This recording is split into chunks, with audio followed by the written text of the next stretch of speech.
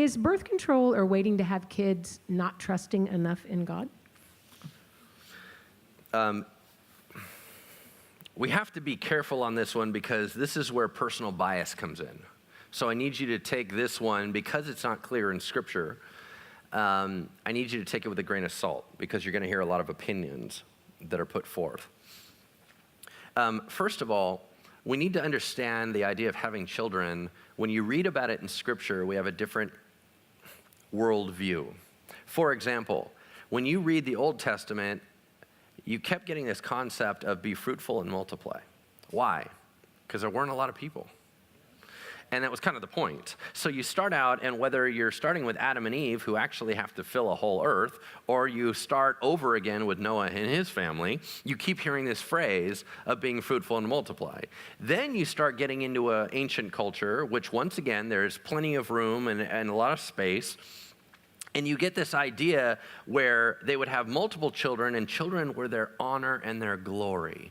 Because they didn't have any other systems set up. Their children took care of them. They were interested in creating legacy and things like that. Then it starts getting more into the New Testament, and then you start seeing a different viewpoint of it. Where all of a sudden, there's so many kids, you end up reading about the Roman law of the dad who, if they have a child, he can look at the newborn child and say, get rid of it. Then all of a sudden, they're taking children out and they're leaving them in dumps. And you start seeing that children are being discarded on a consistent basis. There's a whole different attitude. It's not like, hey, we need more kids. We're not even taking care of the kids that we have. So with that turn, you start seeing the church have different views towards it. Now, of course, the Catholic Church took a different route on that. And the Catholic Church ultimately was tracking, and then, of course, the Protestants broke off, right? And their view was, this is God's determination of life and how many kids you have. Don't get in his way.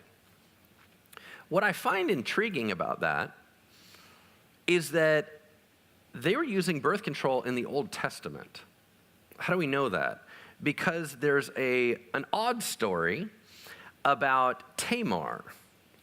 And the guys that she was with ended up getting killed by God because they were using birth control in an improper fashion. It was not an attack against birth control method. It was that they were being selfish about things and they were using it for their gain. So in other words, there's always been birth control methods going on. There's no mandate in Scripture that says thou shalt not have kids or whatever. I mean, it's not like that. We do need to balance out children are a gift from God and what is appropriate and responsible to be God's steward of your family. For example, I see no more honor in 14 children that you can't afford or take care of than 2 children that you can. I don't see how suddenly more children is always more honoring to God. I don't see that. Now, are children wonderful? Absolutely.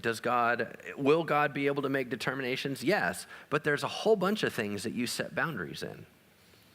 Well, man, if it's God's will, you know what? He'll make me stop eating. Wait, what? Maybe you should put in a boundary. I don't think you need to wait for God to do that, right? We're always putting in boundaries and having self-control. In the same way, my personal viewpoint, and I'll just finish with this, just as a pastoral mandate, if you choose to have children, make sure you can take care of them and give them everything they need. That is your responsibility. Folks that just think, well, I'm going to have kids and they're going to serve me, you're out of line. Those are your precious treasures. Do not do something you cannot manage. It's not appropriate.